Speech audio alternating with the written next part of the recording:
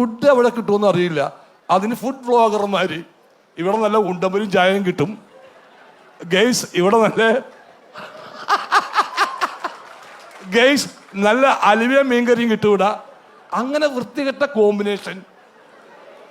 ഒരു നല്ല കോമ്പിനേഷനാണ്, കുഴപ്പമില്ല. പേര് കേട്ടിട്ടുണ്ട ചായക്കടകളുടെ? കുഞ്ഞുമോന്റെ അപ്പന്റെ ചായക്കട,